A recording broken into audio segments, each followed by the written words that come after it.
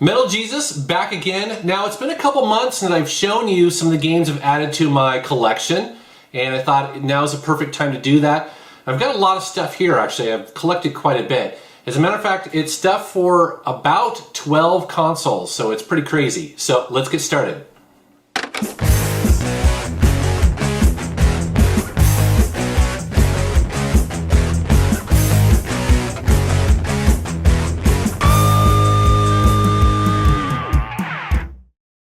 So I thought I'd start with some of the newer consoles, and I've been neglecting my PlayStation 3 lately, and I've been feeling guilty about that, so I thought I'd pick up some games for it.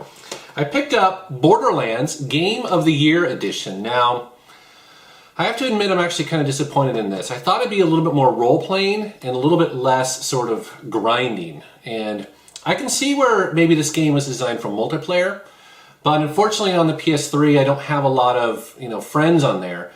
Or at least friends that log in, once every couple months, it seems like. So I think I kind of messed up not getting this on the Xbox 360 where it'd be easy to play with people. But looks beautiful and it plays well. I just got bored after about 5 or 8 hours of it. A classic I was happy to get is God of War 3. This game looks beautiful and I can't wait to dig into it. I've heard great things about it. A racing game I picked up for the PS3 is called Split Second, and this is a lot of fun. It's a very cool looking game. Reminds me a lot of Burnout, which is a series I absolutely love.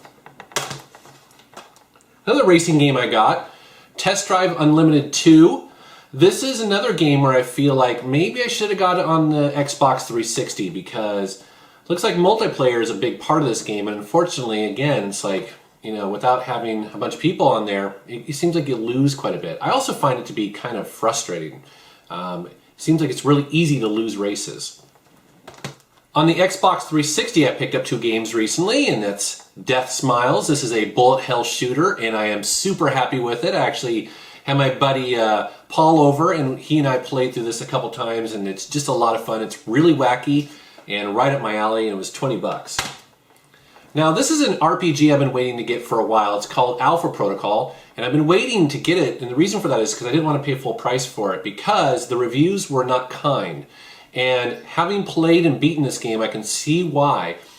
But one thing it does really well, so I guess I should start, it is sort of like a James Bond RPG. And what's really cool about this game is that it gives you an amazing amount of choice when it comes to the story. More so than I think any other game I've ever played. It's like a choose-your-own-adventure. And by the time you get to the end, you're just amazed that, choices that you made back in the first chapter are affecting how the game ends. It's really cool. The downside to it is that it's really brutal when you first start because essentially it plays almost like Gears of War, but because it's stat-based, you'll be aiming at an enemy and missing all the time because you're a rookie. And so, anyways, it's just very frustrating when you start. But once you get towards the end and you've really, upgraded your character, it's a lot of fun. I can see myself playing this a second time just to see what the difference is in the story. For the original Xbox, I was happy to add, finally, Psychonauts. This is a platformer. And it's really unique, very unusual, and extremely funny. And so, happy to finally add this to my collection. This is actually a kind of an expensive game. And so, it's one of the few Xbox games that will cost you more than just sort of $5. I added some GameCube games, and I finally added the classic Super Mario Sunshine, and it just took forever. I don't have a good excuse why it took me so long, but I'm glad I finally got it. And I also added his brother and Luigi's Mansion. So it's cool to finally get these into my GameCube collection. These 2 games are kind of considered must-haves for that console. And then finally I did a trade on Craigslist and added the special edition of Tom Clancy's Splinter Cell Chaos Theory. This is the collector's hard metal case. So kind of fun to own that. I actually added a PSP game to my collection, and that is Space Invaders Extreme. And this is actually pretty fun. It's a kind of an updated version of Space Invaders, and it's totally nutty. There's stuff happening all over the place. It's kind of crazy, and it's pretty difficult, but a lot of fun. And I think it was $2. I added one N64 game, and I did a trade off Craigslist, and finally got in my collection Super Smash Brothers. I've been wanting to add this for a while, and I got it. I did a trade actually for some electronic equipment, and so I didn't have to pay for it because these games, this still sells for quite a bit. So happy to add it for free. On the Sega Genesis, I added a bunch of games, including James Pond. Played a little bit of this and enjoyed it quite a bit. I've actually heard that the sequel's even better, so I'm hoping to add that soon. Tom and Jerry Frantic Antics. I love the Tom and Jerry cartoons as a kid. I haven't played this yet, so who knows if it's any good. Here's a boxed classic that everyone must own on the Genesis. It's called Kid Chameleon, and was happy to find this for a few bucks. Here is the Terminator. Miss Pac-Man, the classic, and this looks like it's going to be a good version of it. And then finally, Contra Hard Corps, and this makes the baby Metal Jesus cry. This is a painfully difficult game. I actually was surprised how quickly I got my ass handed to me in this game. So I don't know if I don't know if I need to just memorize the levels, or I don't know. I got to figure out what it is about this game, but it makes me cry. Now, speaking of Sega, I went to an estate sale, and in the guy's basement, he just had a bunch of kind of old video games. He had a Commodore 64 down there, and he had a Dreamcast. And I already had all that stuff, but I talked to the guy doing the sale, and he was willing to give me a perfect condition Dreamcast driving wheel. And it's force feedback. It's got the little flappy paddle shifters there. Works great. He gave it to me for free. It even included the gas pedal and brake. So, and I'm surprised. This actually enhances the driving games on the Dreamcast quite a bit. So I've actually been playing a bunch of those, and I hope to be adding some more to my collection soon because I now own this. I added some original Nintendo games to my collection, including the classic Popeye. This is much better than the Atari 2600 version, which I used to have as a kid. I used to hate that version. This one's actually really decent. A lot of fun. On the Commodore 64, I used to have Mad Magazine Spy vs. Spy, and this is the NES version of it. And I haven't played a lot of this version, but the original is a classic, so I'm hoping this holds up. Here is a game called Rambo, based on the movie, and I have no idea if this is any good or not. It was part of a collection I got off this guy, so I didn't pay a lot for it, but hopefully it's decent. Here's a shooter called Life Force. Played a little bit of this, and this seems like a lot of fun. Here is a classic shooter as well called Sky Shark. Used to play this in the arcades and loved it, and it seems like the NES version is pretty good. Here's an unusual game called Captain Skyhawk, and what's interesting about this is that it's sort of pseudo 3D. It's actually pretty impressive for an original NES game. I'm not very good at it, but it looks fantastic, and I hope to play it some more. A game called The Guardian Legend, and this looks like another shooter as well. I love shooters. I'm kind of in a shooter mood lately, and so owning, and adding some of these games is a lot of fun. Here's a classic arcade game called Burger Time. Just recently had some family over and played a bunch of this, and that was a lot of fun. Here's a game based on the movie Jaws, and I have no idea if this is good. I can't imagine it is, but sometimes I'm surprised, so it's kind of fun to add that in my collection. And then finally, I used to have this on the Commodore 64, the Ghostbusters games for the original NES, and I don't know, it's kind of cool. I love Ghostbusters, and when I saw this, I was like, I have to have it. So recently I've had some people helping me find games for my collection and even donate. And a fellow YouTuber by the name of Flatulous, I love saying that name, it's so funny, Flatulous, donated a couple Atari 2600 games to my collection. And he included Tron Deadly Discs, didn't have this. And he also included a kind of unusual, this is sort of a label variant called Starship, and so this is numbered 03, which is kind of collectible. So it's kind of cool that he donated that. I want to thank him for that. He also included, he knows I'm a metal dude. I'm wearing my Slayer shirt today, and he included some playing cards from a German heavy metal festival called Wacken. I hope I'm pronouncing that correctly. And what's cool about that is it's an entire history of that festival, and I had no idea how big that festival is. So it seems like anybody and everybody who's part of metal over the past 10 plus years has played that festival, and so he included a bunch of stuff for that, and that was really neat to see. I'll tell you what, next time I'm back in Germany, if I'm able to go to that festival, I totally will.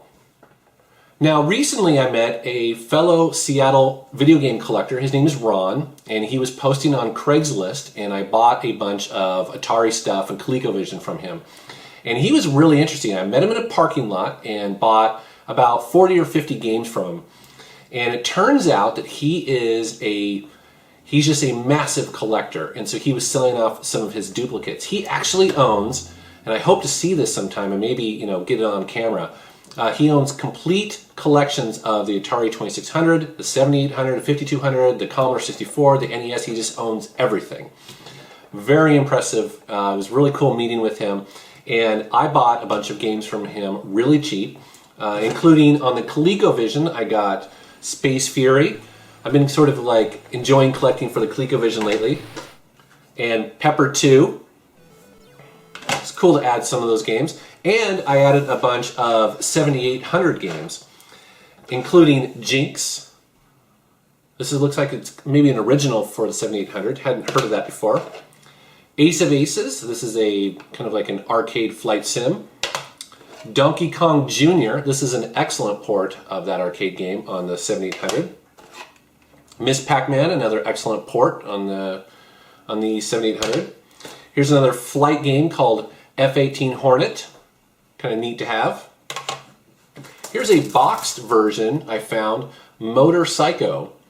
And it looks like it's similar to maybe Hang On and Road Rash. So, unopened. The box is kind of squished, but still cool to have an unopened 7800 game. Here's another 7800 game. Now, I used to own this on the Commodore 64. It's called Impossible Mission. And what's great about this cartridge, actually, well, maybe not so great, is that it's truly impossible. There's a bug in the cartridge that you cannot complete the game, which is so, it's kind of sad because I'd love to play it because it seems like a really cool version of the game, but it's kind of funny too because it's called Impossible Mission, and well, it is. From Activision, I got this is their port of Double Dragon. This is a little bit more rare, and it's kind of a weird sort of label, very plain. Here's a classic from Lucasfilms. It's called Ball Blazer.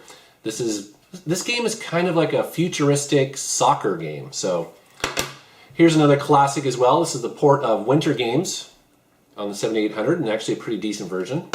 Here's an original, at least I hadn't heard of it before, called Tower Toppler. Kind of a neat game. Here's a port of Galaga, great shooter, and this is actually a fantastic version. All right, and finally I come to my Atari 2600. And now, I consider my collection to be fairly complete, but sometimes, people help you out with your collection, and that's certainly been the case in the last couple of months because, Flatulous gave me some games. I got some games off that Ron guy. And then also, one of the owners of a retro gaming store, his name is Emilio, and he owns D-Pad Games in Burien. I walk into his store one day, and he's got a bag full of random Atari 2600 games, and he's going to just sell them to me for 20 bucks. And I was like, okay, that's pretty cool. I don't know what's in here, but sure, that seems like a good deal. There was like about 30 plus games in there. And we started looking through them, and lo and behold, actually, that several of them were worth quite a bit. And so over the last couple of months, I've added about maybe 50 2600 games. I'm not going to show those all to you. I'm just going to show you some of the more interesting ones to me, including probably the rarest one I got out of that bunch. And, kudos to Emilio, because he could have charged me 40, 50 bucks for this game, and he just let it go, at the price we agreed, which was about like $1. And so it's a game called Pango. And this came out at the end of the Atari life cycle. And the reason why it's so collectible is because it's so good. This is actually a fantastic Atari game, and it's really fun to play. I actually played it for quite a bit. Another game in that collection was a Sega game called Thunderground. Lots of fun and kind of rare. And it's almost like a combination of Dig Dug and Combat. And so the rest of these games is just sort of like I said, I got some of them from Emilio, some of them from that Ron guy, but I just want to just quickly show you. Another game that's highly sought after is called Turmoil, and it's just because it's so much fun, and I was really happy to add this because a lot of people consider this to be one of their favorite games of all time on the Atari. Here's a game called Sneak and Peek. Don't know much about this game. It's a kind of unusual cartridge. It's got these vents here, it's got these little indents here. Here's a fairly common game, but I was happy to add it back into my collection. I used to have it as a kid, Activision's Fishing Derby. And I'm surprised this game is still a lot of fun today. It's very simple, but still very cool. Speaking of, I mentioned Ghostbusters on the NES. Well, I also picked it up on the 2600, and this was kind of cool to own. I didn't realize that they put this out on the Atari, and it turns out to be kind of rare. So it's because it came out in 1985. And it's a decent port, especially for the Atari. Here is another game that a lot of people consider to be one of the best on the Atari 2600, and that is Activision's Frostbite. And I finally own this. I didn't own it as a kid, and I've been playing this, and I can see why. It's pretty cool. Here's another game that a lot of people like called Dolphin, also by Activision. Activision makes the best games. And another rare game that was also in that lot was Activision's Private Eye. This is a really interesting kind of, well, it's a private eye game, essentially. It actually comes with a map, and so it's kind of interesting. It's a fairly large game world. It's cool. Kind of an unusual game called Space Chase. And it's unusual, I think, because the cartridge is so small. And I'd never heard of it before, so I don't know how common it is. Here's Star Trek Strategic Operations Simulator. I think this was an arcade game. I recognized it when I popped it in, and this is a pretty decent port of it. Lots of fun. Here's a game based, I don't know why I have it in this group here, because it's not good at all, but it's based on a really bad 80s film called Krull. And if you don't remember it, well, consider that a good thing, because the movie was kind of crap, and this game's, I think, even worse. Here's an Activision game called Sky Jinx, and this is a lot of fun. Again, Activision made the best Atari games. Here is a weird game that I sometimes put in when I want to show people just like some of the bizarre stuff that came out for the Atari. This one's called Fast Food. And I'm not exactly sure what you're supposed to do in this game. You're a mouth that eats, I think, fast food. And occasionally it tells you you're fat. And that seems to be the goal, I guess. I don't know. It's really bizarre. And so, yeah, it is what it is. Here's a really odd game called Cosmic Creeps. And the reason why I want to show this is because it's kind of an unusual cartridge. See this like handle thing here? I don't know much about the game, but it's just sort of weird that they would make a cartridge like that. Here is an Activision port of Kung Fu Master. Sort of I think this came out at the end of the Atari's life cycle, because see how cheap these labels started to get here to save money. So here's another one also by Activision, again probably to save money. This came out in 1985, which was pretty close to the end of the Atari's life cycle, Commando. So not a great version of that arcade classic. Here's a fairly common game, but I thought I'd show it anyways because I completely forgot about it. It's called Trickshot, so it's a billiards game by iMagic.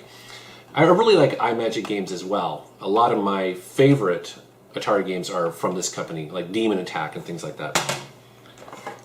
Another Activision game, this is a classic called Spider Fighter. This was a lot of fun to put in, and I was like, oh yeah, I totally remember this game. Here's a game that looks kind of unusual called Firefly. Now, I wish it was based on the Joss Whedon show, which I love, but of course it's not. This is made in 1983, and don't know much about it, but kind of a cool label. Here's a little bit unusual game, Spectral Visions, Gangster Alley, and it's kind of a shooter, so kind of weird. Here's a game called Blueprint. Got this off that Craigslist trade. Here is I didn't realize that they made Spy Hunter for the Atari 2600, and surprisingly this is not a bad version. The graphics are not great, but the gameplay is really close, so this is kind of fun to own, and it's pretty rare. Here's an Epix classic called Winter Games. I used to love this on the Commodore. Here's a game I used to love as a kid. Again, really common, but I'm happy to get it in my collection, called Skiing. And this game is fun even today. So if you're looking to, for kind of, a little more common games to add to your collection that you'd still play, Skiing is awesome. Here's a game called Squeezebox. Looks bizarre. Alright, well those are the games I've added to my collection this month. Actually, I added quite a bit more, and so if you'd like to see everything in my collection, I'll put a link right below this video. You can go to my website and check it out. It's updated, every couple of weeks.